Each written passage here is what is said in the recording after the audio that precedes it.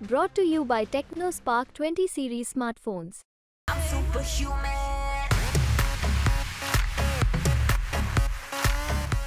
और हमें तीसरी बार राजनाथ सिंह जी को मुसलमान जिताने जा रहा है, क्योंकि हिंदू मुसलमान जो करते हैं वो करें, उनका काम है। और जो गंगा जमनी तहजीब है हमारी जिंदा रहे, उस पर हम लोग काम कर रहे हैं। हर सिंह के साथ है कि भेदभाव नहीं है सरकार के अंदर, पूरब से पश्चिम तक लेके मुसलमान सुकून से सो रहा है। अगर सबसे ज्यादा घाटा अगर किसी के दंगों में होता तो मुसलमान का होता था। सबसे ज्यादा बंद वो होते थे, सबसे ज्यादा घर उनके फूके जाते थे, और उसके बाद ये कहा जाता था कि भारतीय जनता पार्टी का डर दिखा के वोट बैंक उनसे लिया जाता था। तो ये डर जो भारतीय जनता पार्टी को दिखाया जाता था कांग्रेस द्वारा, समाजवादी द्वारा, बीएसपी द्वारा, वो डर खत्म हो चुका है। इस सरकार ने, मोदी सरकार ने निकाल दिया। राजनाथ सिंह का नामांकन आज हो गया और राजनाथ सिंह के नामांकन में जो भीड़ जुटी है वो लखनऊ के लगभग सभी बिरादरियों के लोग यहाँ पर आपको दिखाई देंगे। सभी दलों के और खास करके जो बीजेपी का जो मित्र दल है वो लोग भी इस आज के गठबंधन में, आज के इस नामांकन में दिखाई देंगे। मेरे पीछे आपको कई मुस्लिम चेहरे दिखाई देंगे, मेरे पीछे आपको अपना दल के लोग दिखाई देंगे।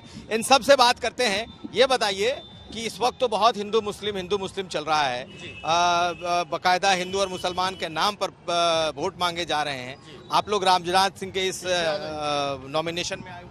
देखिए, लखनऊ की सरजमी हमेशा गंगा जमनी तहजीब रही है। आपने देखा था कि भारतीय जनता पार्टी में सबसे पहले अगर मुसलमान आया तो लखनऊ की सरजमी से जुड़ा है। सबसे पहले अटल जी को उसने अपना सरपरस्त चुना, उसके बाद राजनाथ सिंह जी को अपना सरपरस्त चुना, और हमें तीसरी बार राजनाथ सिंह जी को मुसलमान जिताने जा रहा है, क्योंकि हिंदू मुसलमान जो करते हैं वो करें, उनका काम है।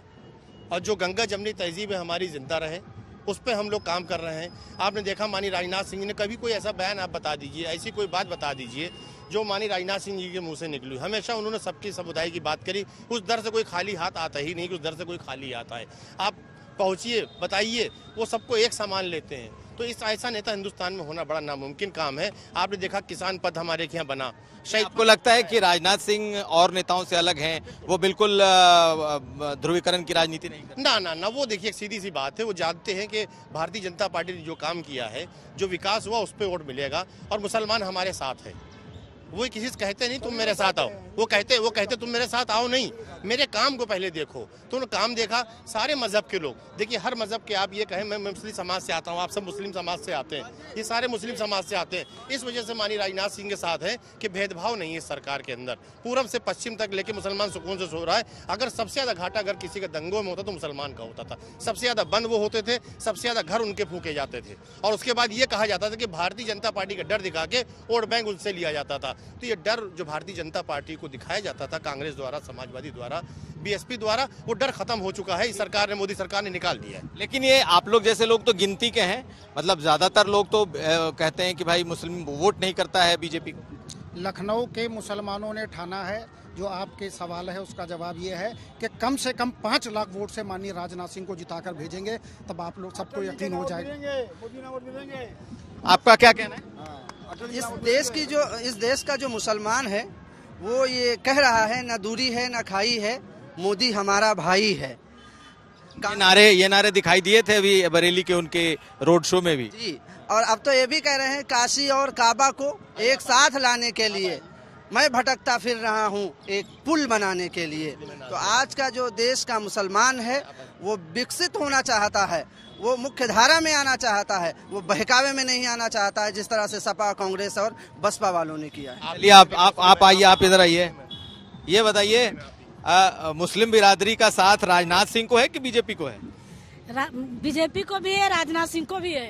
राजनाथ सिंह तो थोड़ा सा लिबरल चेहरा है, ऐसे चेहरा है जो कभी बात नहीं करते, लेकिन बीजेपी के भीतर से तो का जो सेंटिमेंट है वो तो लगता है कि आपको लगता है कि वो ठीक है? नहीं, बहुत ठीक है। ठीक नहीं है, बहुत ठीक है। और बीजेपी जो पहले थी, लोग डराते थे ना, बीजेपी को वोट लेने के लिए मुसलमानों को बहुत डराते थे उनको। लेकिन जब से योगी जी आए हैं, मोदी जी आए हैं, मुसलमानों को समझ में आने लगा है कि हमको डराया गया है मेरे वोट लेने के लिए। और जो मुसलमानों की तरक्की हो रही है, जो अब हो रही, वो पहले नहीं हुई। अब मदरसों में भी शिक्षा हो रही है। देखिए, कंप्यूटर, इंग्लिश, हिंदी सब पढ़ाया जा रहा है, वो पहले नहीं पढ़ाया जा रहा था। मतलब हम लोग को जो मुसलमानों को दबाया जा रहा था, वो खुल के अब बीजेपी के साथ में आए हैं, उनका डर निकल गया है। लेकिन अभी भी कहा तो यही जाता है कि एक तरफा पोलिंग जो है वो बीजेपी के खिलाफ होती है, बीजेपी को हराने के लिए वोटिंग होती है। जो ना समझ लोग हैं वो ऐसा समझते हैं, लेकिन जो समझदार हो बीजेपी को एक तरफा वोट जाएगा, वो गलत फहमी है। वो वोट लेने के लिए बहुत बरगराया, बहुत डराया, बहुत धमकाया। अब वो मुसलमान भी शिक्षित हो रहा है ना, अब शिक्षित हो गया, अब वो मदद नहीं रहा। लेकिन आप लोग चूंकि कार्यकर्ता हैं इसलिए ऐसी बातें कह रही हैं, आप कार्यकर्ता हैं इसलिए बातें करते हैं। आम मुस्लिम का परसेप्शन क्या है? लखनऊ का जो मुस्लिम है वो चाहता ये है कि पूरे हिंदुस्तान का मुस्लिम जुड़े भाजपा से, क्योंकि लखनऊ का दंगा फसाद खत्म हो गया था, तो सब भाजपा ने किया है। चलिए मैंने वही सवाल मैं आपसे पूछ लेता हूँ कि आप लोग अगर बीजेपी में हैं तो बीजेपी के भीतर माइनॉरिटी के विदिन माइनॉरिटी होती हैं, तो आपको लगता है कि आप लोग हैंडफुल मतलब आप लोग गिनती के हैं या फिर आपके भीतर भी बीजेपी को लेकर के है मुस्लिम समाज के भीतर? नहीं, मुस्लिम समाज अब खुल के आ रहा है, जो दब के आ रहा था अब खुल के आ रहा है। मुस्लिम समाज के लिए इतना किया है जो पहले किसी पार्टी ने किया नहीं। वोट लिया पर किया नहीं, और बीजेपी ने वोट नहीं लिया और किया है। वोट नहीं देते थे, ये सत्य बात है। मुस्लिम बीजेपी को बहुत कम 2% 3% वोट जाता था, लेकिन बीजेपी ने किया है, इसलिए अब जाएगा परसेंटेज बीजेपी की तरफ, ना कि सपा की तरफ, कांग्रेस की तरफ। और कांग्रेस ने तो हमेशा छल किया है मुसलमानों के साथ में। ठीक है, हमारे साथ अपना दल के भी नेता हैं और आपको बताएं कि एनडीए का कोई पहला अगर कोई मुस्लिम विधायक बना तो वो अपना दल से बना। आप लोग भी राजनाथ सिंह के इस नॉमिनेशन में हैं?